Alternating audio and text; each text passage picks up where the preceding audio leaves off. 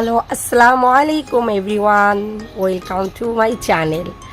আজ হচ্ছে আমি আপনাদের মাঝে দুবাই সম্পর্কে কিছু সত্যি ঘটনা তুলে ধরব। অবশ্যই আপনারা মনোযোগ সহকারে ভিডিওটি না দেখলে কথাগুলো শুনবেন। আমার মেন এখানে উদ্দেশ্য আপনাদের এই মেসেজগুলো দেওয়ার জন্য যে দুবাই সম্পর্কে আপনারা অনেক কিছুই অনেকে জানেন না, তাই আমি আমার এই ভিডিওর মাধ্যমে আপনাদের এই মেসেজটা দিতে যাচ্ছি। যদি আমার কথাগুলো আপনাদের ভালো লেগে থাকে তাহলে অবশ্যই আমার ভিডিওটি শেয়ার করবেন এবং অন্যান্যের মাঝে হচ্ছে ভিডিওটি শেয়ার করে তাদের একটু আপনারা উপকার করবেন। কারণ ভিডিওটি একজন দেখলে হবে না, সবাইরই জানা উচিত, দেখা উচিত, শোনা উচিত। তাই আপনাদের কাছে আমার অনুরোধ থাকলো আপনারা ভিডিওটি অবশ্যই সবার মাঝে শেয়ার করবেন যেন আমার মাধ্যমেও কার উপকার হোক। ঠিক আছে, অনেকেই জানে না, গ্রামের অনেকেই বুঝে না, জানে না দুবাই সম্পর্কে। অনেকে যা বোঝায় সেটাই নিয়ে দেখা যাচ্ছে তারা এক্সাইটেড হয়ে যায়। তাই আপনাদের মাঝে আমার একদমই অনেক অনুরোধ থাকলো আপনারা বেশি বেশি করে ফেসবুকে যারা এটা দেখবেন তারা বেশি বেশি করে শেয়ার করবেন, আর যারা ইউটিউব থেকে দেখবেন আমার রিকোয়েস্ট তারাও শেয়ার করবেন যেন আল্লাহ আমাদের কারো না কারো ছিল একটা মানুষ জানে, তা আল্লাহ যেন আমারও ছিল কাউকে একটু শুনে দেখ। ঠিক আছে, তা আমি এখানে 3-4টা পয়েন্ট বা স্টেপ বলবো, সেটা অবশ্যই মনোযোগ সহকারে আপনি শুনবেন। আমি 1 নম্বর স্টেপ ফার্স্ট দিয়ে শুরু করি, যেহেতু এখন ওখানে বন্যা হচ্ছে তাই আমি বন্যা দিয়ে আপনাদের এটা শুরু করতেছি। এই যে এখন যে অনেক ক্ষতিগুলো হয়েছে, এই ক্ষতিগুলো কিন্তু দেখা যাচ্ছে অনেকেই দেখা যাচ্ছে কমেন্টে আমি দেখতেছি আলহামদুলিল্লাহ লিখতেছেন, আরও যেন হয় এই হয়, কিন্তু আপনারা জানেন এগুলো কিন্তু জনসাধারণের মাধ্যমেই চলে যাবে। দুবাই দেখতে কিন্তু অনেক সুন্দর, সেই রকম জায়গা, অনেক একটা শৌখিন দেশ, কিন্তু এই শৌখিনটা করে কার মাধ্যমে? এই জনসাধারণের মাধ্যমে। এই যে আজকে এই দুবাই শহরে কে ক্ষতি হয়েছে? ক্ষতিগ্রস্ত কিন্তু হচ্ছে ওখানকার আরবাব, ওখানে হয়নি, ওখানকার সরকার হয়নি, ওখানকার যারা শেখ তারা হয়নি, ওখানকার যারা বড়লোক বা ধনী তারা হয়নি, ওখানকার যে আরবিকরা তারা হয়নি। কারা এখানে ক্ষতিগ্রস্ত হয়েছে? যারা হচ্ছে মানে গরিব এবং খেটে খাওয়া মানুষ, যাদের কম বেতন, হতাশাগ্রস্ত, তাদের ক্ষতি হয়েছে, জনসাধারণের ক্ষতি হয়েছে। যারা ভালো পজিশনে আছে তাদের কিন্তু ক্ষতি হয়নি। আর এই ক্ষতিগুলো কিন্তু এরা কাটিয়ে উঠবে, সেটা কাদের মাধ্যমে? এই জনসাধারণের উপরেই দিয়ে উঠবে। দেখা যাচ্ছে তেলের দাম 1 টাকা বা 2 টাকা বাড়াই দিবে, বা অন্যান্য কোনো দেখা যাচ্ছে ভিসার বাড়াই দিতে পারে, দেখা যাচ্ছে ওদের পতাকার কার্ড, এইগুলো যত ওদের যে কাহিনী, অনেক কাহিনী, সেগুলোতে মানে বাড়াই দিয়ে এগুলো ওরা করবে। মানে দুবাইতে যা এখন শুরু হয়েছে, আগে ছিল দেখা যাচ্ছে একটাই যে বানাইতে আইডি কার্ড না কি যেন বলে, বানাইতে লাগতো 400 দিরহাম 500 দিরহাম, এখন 800 900 1000 পর্যন্ত ওরা নিয়ে গেছে। এরা এতটাই খারাপ। একটা আরবিদের পিছনে 50 জন 20 জন 10 জন 15 জন এইরকম 30 জন এইরকম লোক থাকে। ওরা দেখছে বছর গেলে বা মাস গেলে ওদেরকে টাকা পেমেন্ট করে। আর ওদের তো আর সমস্যা নেই, ওরা মানে 4-5টা 7টা 8টা করে বিয়ে করতেছে, একজনের ঘরে দেখবেন 7-8টা করে বেবি। তাদের সমস্যা কি? তারা তো সরকার থেকে পাচ্ছে, তারা তো মানে একদম যে নিয়ে যায়, লেবার বা পাবলিক নিয়ে যায়, যে আমাদের মতো যেমন ইন্ডিয়া, বাংলাদেশ, বিভিন্ন জায়গা থেকে আসে, ওরা কিন্তু ডাইরেক্টলি ঢুকতে পারতেছে না। তাদের মধ্যে একজন করে আরবাব থাকে, তাদেরকে টাকাগুলো পে করতেছে। ওদের আর সমস্যা কোথায়? ওদের তো সমস্যা নেই, ওরা ফ্রি সরকারের কাছ থেকে পাচ্ছে। সমস্যা হচ্ছে জনসাধারণের।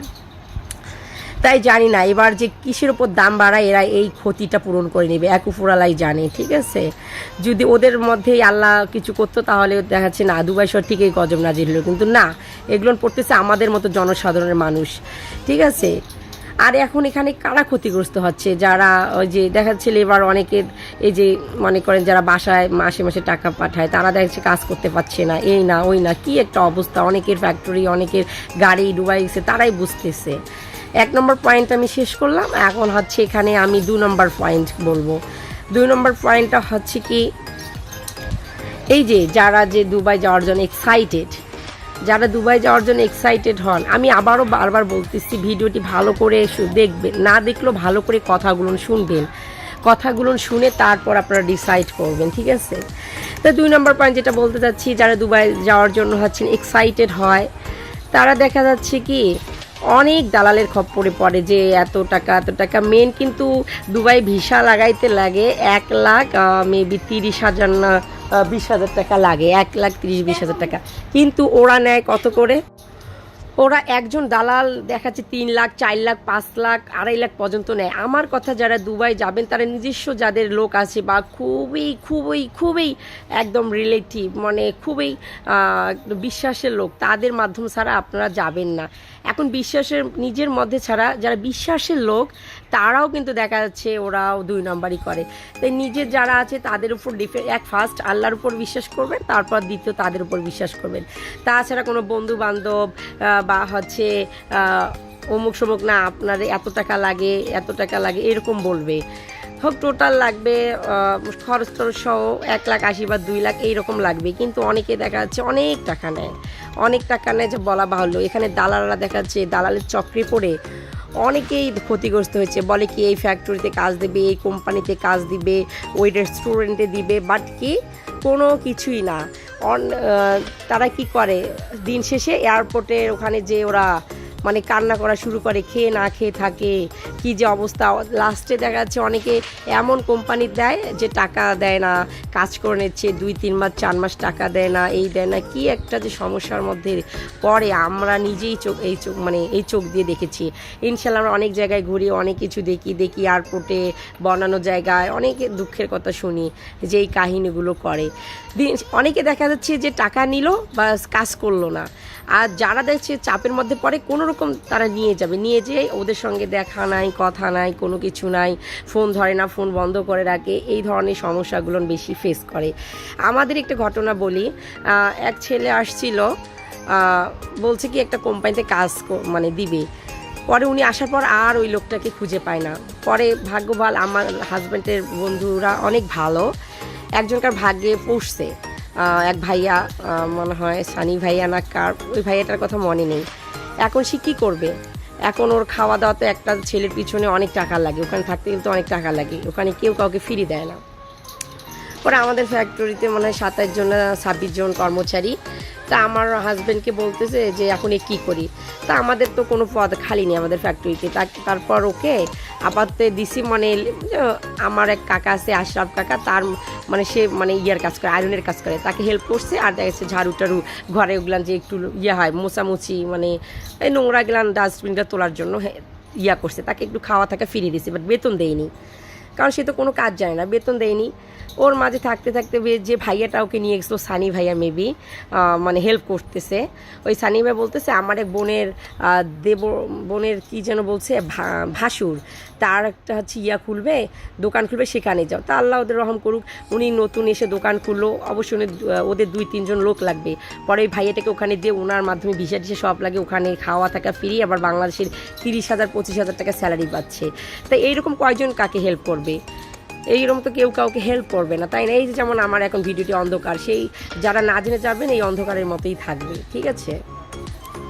পরে লাস্টে দেখা যাচ্ছে আল্লাহর রহমতে উনি আবার অনেক গরিব, অনেক টাকা খরচ করে আসছে, জমি বিক্রি করে হাওলাত নিয়ে আসছে। পরে কি করবে? গেলে তো ধ্বংস। তাই অনেক কষ্ট করে কয় কি আমি খাল্লিবাল্লি হয়ে থাকবো। খাল্লিবাল্লি মিনস ওখানে একজন পুলিশ ধরলে সেল খাটে পাঠিয়ে দেবে, তা উনি যাবে না, যেখানে হোক কাজ করবে। একটা সুপার মার্কেটও চুরি করে 1 মাস 15 দিন চুরি করে কাজ করছে, জন্য কোনো বলদের হাতে না পড়লে ওকে জেলে ধরে 2-3 মাস রেখে বাংলাদেশে পাঠিয়ে দেবে। কিন্তু ও কি বাংলাদেশে আসলে তো ওর খাওয়া দাওয়া কি হবে? অনেক ঋণ করে আসছে। পরে আল্লাহর মতো উনি ধরা পড়েনি, এখন আলহামদুলিল্লাহ ভালো আছে। এখন মাসে 30,000-35,000 টাকা পাচ্ছে, তারপর খাওয়া থাকা ফ্রি, সেই হাইভাবে থাকে। ওই ভাইয়াকে আল্লাহ রহম করুক, যিনি মনে করেন ওনাকে রাখছে। কিন্তু এইরকম কতজনকে আমরা করব বলেন, কতজনকে করা যায়?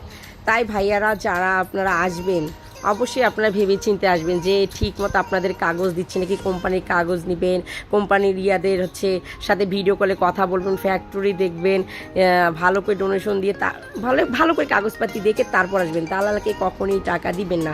অনেকে বলে 3.5-4 লাখ 5 লাখ লাগে, না এটা না। দুবাইতে হাইয়েস্ট আসতে গেলে 2.5-2 লাখ টাকা লাগে, ঠিক আছে? তাছাড়া কোনো বেশি টাকা লাগে না। অনেক দেখা যাচ্ছে ভিসা লাগাইতে 1,30,000 বা 40 লাগে, আর অন্যান্য খরচ মিলে 2 লাখই ধরা যাক। কিন্তু মানুষ অনেক টাকা নিয়ে নেয়। তারপরে দেখা যাচ্ছে অনেকে যদিও টাকা একটু বেশি নিয়েও যদি ভালো জায়গায় আপনাদের মানে করে, তাই না, সেটেল করে, তারপর তো ভালো কিন্তু তারা করবে না। সেই জন্য বললাম আপনারা ভালোভাবে দেখে শুনে আসবেন, ঠিক আছে? কিন্তু একটা কি দুবাই একটা দেখার মতো জায়গা, অনেক ভালো লাগে, সব কিছুই সুন্দর। এখানে কোনো কিছু ইয়া নাই, রাত গেলেও দেখেন সিকিউরিটি আছে, 3টা 4টা পর্যন্ত আপনারা ইয়া করবেন, কোনো সমস্যা। দেখেন আমরা এই রাত 3:30 সাগর পাড়ে আসছি, অনেক সুন্দর ঢেউ, ঘুরতে আসছি, এখানে কোনো প্রকার সমস্যা নেই, কোনো কিছু নেই। যে আমার ভাইয়া, এই ভাইটা আমার নিজের ভাই, আমাদের ফ্যাক্টরিতে নিয়ে গেছি, কোনো সমস্যা নেই। কিন্তু দুঃখের বিষয় ও ভালো কিছু পেয়েও থাকতে পারে নাই। ও কি করে, কয় আমি চলে আসবো, আমি থাকবো না। ও অনেক আমরা সুযোগ সুবিধা দিয়েছি যা অন্যান্য কর্মচারীদের দিই না। একে নিয়ে আমরা ঘুরি ফিরি, খাই, আমাদের বাসায় থাকে, আসে, কিন্তু অন্যান্য কর্মচারীকে এই সুযোগ সুবিধা পাবে, কিন্তু এ থাকেনি। তাই বলতেছি যারা যাবেন ভালোভাবে জেনে শুনে বুঝে তারপর যাবেন, তার আগে যাবেন না। আর এখন দুবাইতে 3 নম্বর পয়েন্ট হচ্ছে, এখন দুবাইতে সেরকম কোনো বিজনেস ভালো নেই, আগের মতো দুবাই নেই। এখন দুবাই হচ্ছে চিটিং ফিটিং বাটপা টাটপা দিয়ে ভর্তি। আর মনে করেন প্রত্যেকটা জিনিসে এখনকার মানে দুবাই না গেলেই ভালো, প্রত্যেকটা জিনিসে ওরা দাম বাড়াই দিছে। ভিসা, ফির হচ্ছে আইডি কার্ড, তারপরে হচ্ছে কী কী যেন কার্ড আছে, অ্যাকচুয়ালি আমি বলতে পারছি না, আমার হাজব্যান্ডের এক্সপিরিয়েন্স আছে, ওর কাছে শুধু শুনি যে সবগুলো বাড়াই দিছে। পতাকা, ওখানকার পতাকা বলতে কার্ডকে বোঝা হয়, আইডি কার্ডকে মেবি।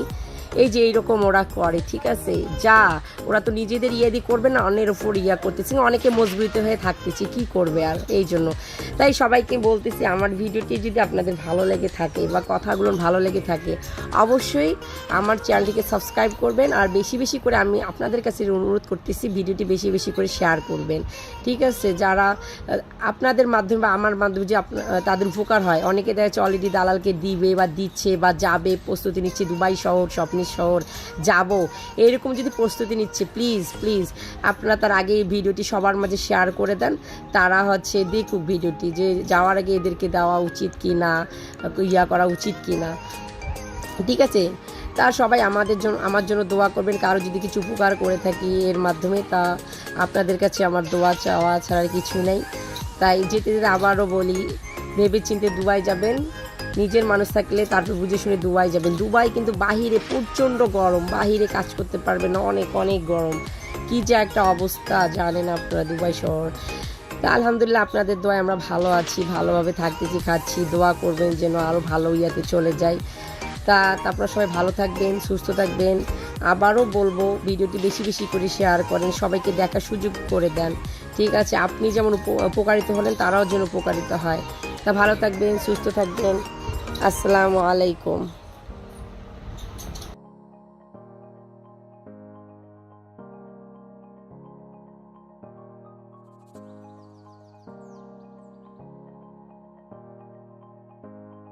কোনো কিছু তুই আর ভাই, এই একটা বড় সমস্যা।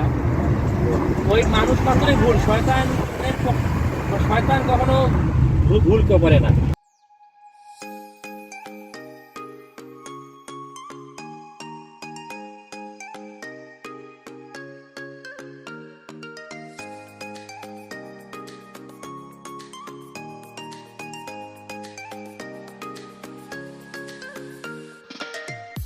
আশা রাখি ভালো আছে।